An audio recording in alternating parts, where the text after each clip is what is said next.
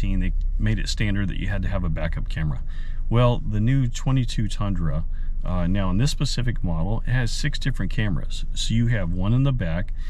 You also have one that's on the back of the cab, kind of where the dome light for the back of the cab is. Excuse me. You've got 2 there. So you've got one that shines back towards the trailer. You've got one that shines down in the bed. In the front of the truck, you have, and some people will call it the panorama. I lose my train of thought again. Panel. I apologize.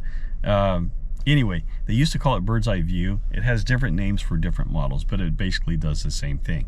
But you have a camera in the front where you can see how close you pull up to something. You have cameras underneath the side view mirrors that will show you exactly where you're at. So I'm going to flip the camera around for a moment. So this is what it looks like. So obviously over here, you can see right on the side of the vehicle, and it looks like an overhead view of the vehicle itself. Well, it's just all the cameras working in unison. But you can see back here, you can see inside the bed, you can see how close you are to the garage door there. You've got dynamic lines. So when you turn the wheel, it gives you a projected path of where you're going to end up at. But there's all different types of views to choose from. And so if you were doing off-roading, that may be a little easier to see what rocks and stumps and stuff that you're about to hit there. You can set it on auto setting, which I have it set that way. So when you pull up to a stoplight, or you're approaching a stoplight, once you get down under 10 miles an hour, that camera comes on so that you can see what's in front of you. And there again, you can turn that feature off if you don't like it that way. Other features that I really enjoyed, when towing a trailer, the trailer setup is much more,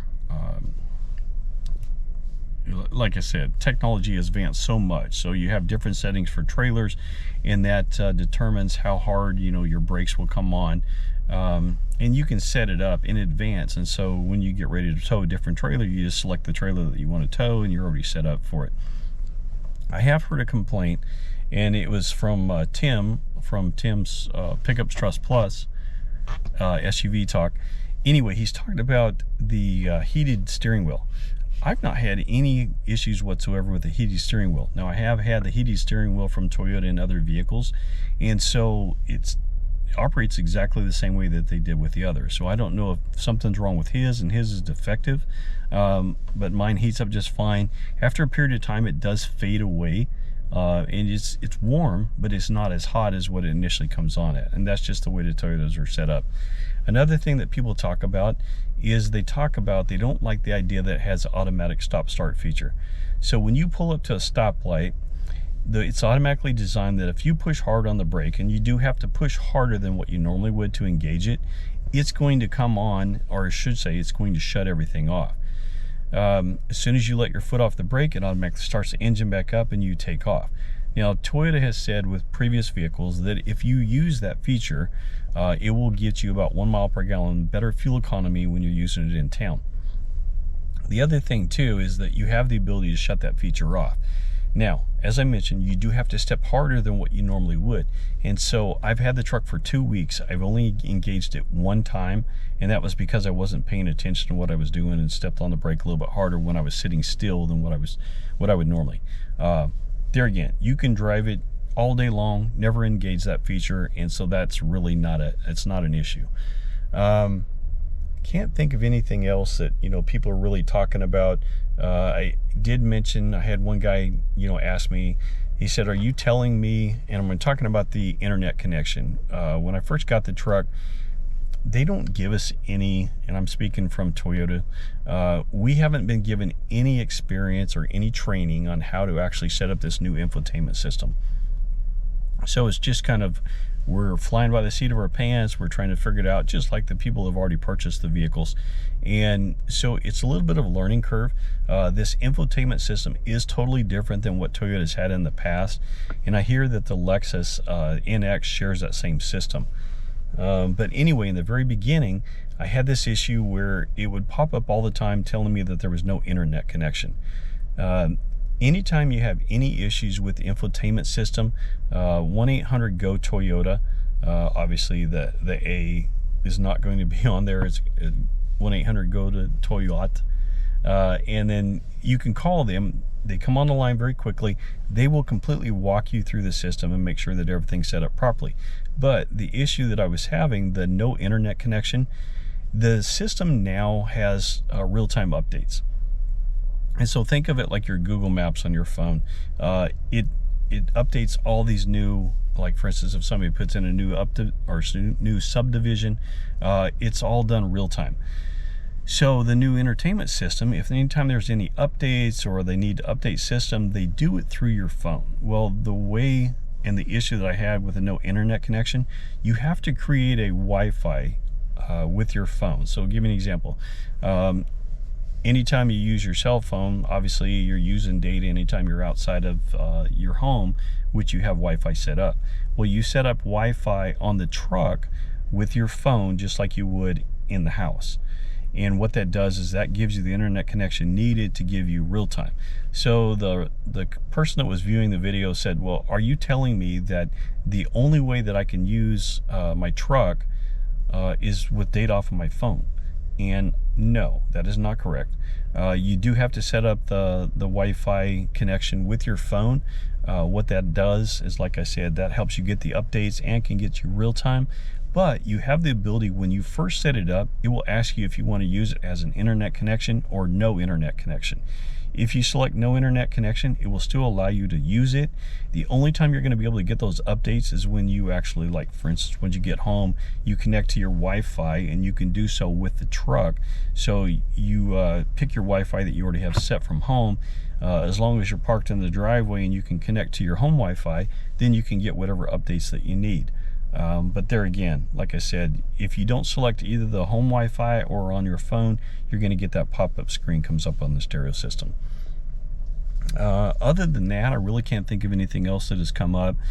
People ask me all the time, what type of fuel economy you're getting? Well, I don't know if you can see it there, but right now, currently it shows 16.2 average just running around town. A lot of that is idling. I noticed that if I start the vehicle up in the morning, because you do have the remote connect, so you can remotely start the vehicle, it's going to run for 10 minutes and automatically shut off. I noticed that each time I use that, it drops the fuel economy down one mile per gallon. So I've done that every morning. But then I also, you know, sitting in the truck, making these videos, letting the vehicle just sit here and idle. And so that's obviously affecting the fuel economy as well. Driving the vehicle out on the highway, I'm seeing 19 to 20 miles per gallon. Running around town, I'm seeing 16 to 17 miles per gallon. So, you know, if you were looking at combined, I would say probably around 18. I only have 447 miles on the truck, so I haven't really taken the time to, you know, run a, like I see some people do like a 100-mile test. And that's what I really want to do. Unfortunately, the work schedule just gets in the way and I haven't had time to do that. So I will be doing that in the near future. But trust me, you'll be amazed if you get the opportunity to drive the vehicle. If you're thinking about purchasing one, I know they're hard to find, but it's truly performance-wise, it's better than the V8. Technology-wise, it's light years ahead of what the 2021 model was. You know, the vehicle's smoother, it's quieter, much better fuel economy, technology, and the advancements in the vehicle itself. There's no question. It's just so far superior to the 2021 model. So, you know, everything is not as bleak as what people try to make it. The turbo wastegate issue that everybody's talking about, there's a very, very few out of all the Tundras they've delivered so far that have had this issue. Excuse me. And so when people talk about that, those are the very minute. It's not the norm for all the vehicles, and don't let that deter you. I've not had any problems. I see guys that have 7,500 miles that have not had any problems with the truck yet. You know, so there again, there's always going to be a couple vehicles, you know, or I should say a few vehicles that, you know, they're going to have issues with. As I mentioned, I work for Toyota. Our service department works on new and pre-owned Toyotas. And trust me, there's vehicles in there all the time. Toyota, and most people think of bulletproof. Well, yes, in a lot of ways they are, but you know, occasionally there's going to be something that comes up. I see people talk about, well, this new vehicle, the way they built it, they have to take the whole cab off to be able to work on anything. Well, in some cases it makes it easier to work on stuff, and the reason for that is many years ago these auto manufacturers tried to work on their weight distribution, and I'm speaking of trucks. And so if you think about the old trucks where you had, you know, you opened up the engine compartment, you had so much different or so much space inside there, it was easy to work on stuff, but the technology wasn't near as what it is now. What they did is they decided that in order to make a vehicle handle much better, it's all about the weight distribution. So they started pushing the engine closer to the firewall and closer to the cabin that we sit in. And by doing so, it makes it more difficult for the mechanics to work on. So when you do have an issue in a situation where you have a body on frame, and I'm speaking of the trucks, it's a lot of times easier just to lift that whole body up off of it to be able to work on the vehicle. And Tundra is not the first vehicle that they've ever done that. I see Tacoma's in there with the body off the frame as well. So like I said, don't let the few reviews that you see out there that, you know, talking bad about the Tundra. It's not a bad truck. It's an amazing truck. You will be excited. You will be very happy with it. But if I can help anybody, if I can, you know, I'll definitely take the time to respond back to your comments. Let me know if you have any questions, anything I can help with. You can see that I don't have a lot of subscribers, so I'm not doing it for monetary reason. I'm just a person that enjoys watching other people's videos to, you know, get an informed decision or make an informed decision off of the information provided. And you know, I'm just trying to help somebody else. So thanks again for taking the time to watch it. If you have any questions, please let me know how I can help.